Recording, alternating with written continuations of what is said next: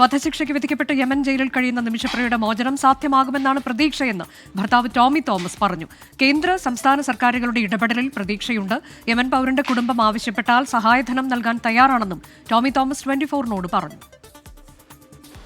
Yemen ജയിലിൽ കഴിയുന്ന നിമിഷ പ്രിയയുടെ ഭർത്താവ് ടോമി തോമസ് ഇപ്പോൾ 24നോടൊപ്പം ചേരുകയാണ്. ഇനി കുറച്ച് ദിവസങ്ങൾ മാത്രമാണ് ആ വിധിക്കായി ഉള്ളത്.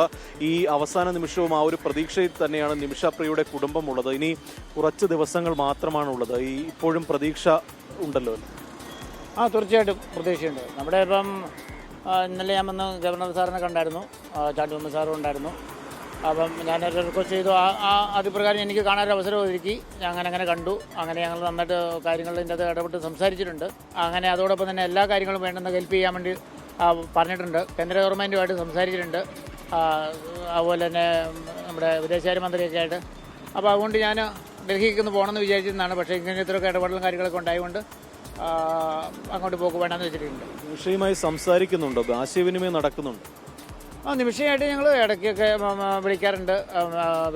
നല്ല മെസ്സേജ് ഉണ്ട്. ഇനിയിപ്പോൾ നമുക്ക് ചെയ്യാൻ പറ്റുന്ന എന്താണ്? ഇനിയിപ്പോൾ ചെയ്യാന്ന് പറഞ്ഞു കഴിഞ്ഞാൽ പറഞ്ഞല്ലോ നേരത്തെ വല്ല ബ്ലഡ് മില്ലിൻ്റെ കാര്യങ്ങൾ അവർ എന്താണെന്ന് വെച്ചാൽ അവർ പറഞ്ഞു കഴിഞ്ഞാൽ അതിൻ്റെ കാര്യങ്ങൾ ചെയ്തു കൊടുക്കാൻ തയ്യാറാണ്. പക്ഷേ അതിൻ്റെ കാര്യങ്ങളിലേക്ക് വരുമ്പോൾ ബാക്കിയുമായ കാര്യങ്ങൾ നടക്കും. അതിന് വേണ്ടിയിട്ട് എല്ലാ ശ്രമങ്ങളും കേന്ദ്ര ഗവൺമെൻറ് ഇപ്പോഴത്തെ ന്യൂസിൻ്റെ അടിസ്ഥാനത്തിൽ അല്ലെങ്കിൽ വാർത്തയുടെ അടിസ്ഥാനത്തിൽ അതിന് വേണ്ടുന്ന എല്ലാ ഇടപെടലുകളും കേന്ദ്ര ഗവൺമെൻറ്റിൻ്റെ ഭാഗത്തുനിന്നും നമ്മുടെ സംസ്ഥാന ഗവൺമെൻറ്റിൻ്റെ ഭാഗത്തുനിന്നും ഇന്റർനാഷണൽ ആക്ഷൻ കൗൺസിലിൻ്റെ ഭാഗത്തുനിന്നും നല്ല ഹാർഡ് വർക്ക് നടന്നുകൊണ്ടിരിക്കുന്നുണ്ട്. നമുക്ക് അതിൻ്റെ അകത്ത് അതിശക്തമായ ഇടപെടൽ നടത്താൻ പറ്റുന്നത്.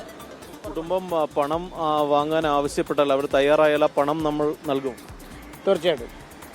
ഇപ്പോൾ ഈ കഴിഞ്ഞ ദിവസം ഗവർണറെ കണ്ടിരുന്നു. ഇപ്പോൾ സംസ്ഥാന സർക്കാർ ഈ MP-മാർ ഉൾപ്പെടെ ഇതിൽ ഇടപെടൽ നടത്തുന്നുണ്ട്. അപ്പോൾ അവരുടെയൊക്കെ ഒരു ഇടപെടൽ എങ്ങനെയാണ്? അതിൽ വലിയ പ്രതീക്ഷയുണ്ടോ? അല്ല, തീർച്ചയായിട്ടും ആ ഇടപെടലാണ്. അപ്പോൾ അതുകൊണ്ടാണല്ലോ ഞാനിപ്പോൾ ഗവർണർ സാറിനെ കാണാനൊക്കെ ആയിട്ട് ഇങ്ങോട്ട് തിരുവനന്തപുരത്തേക്ക് വന്നത്. അപ്പോൾ അതുപോലെ അത് എല്ലാവരുടെയും ഇടപെടലുകൾ നടക്കുന്നുണ്ട്. ഞാൻ ഒത്തിരി പേരുള്ളതുകൊണ്ട് എല്ലാവരും പേരെടുത്ത് പറയുന്നില്ല.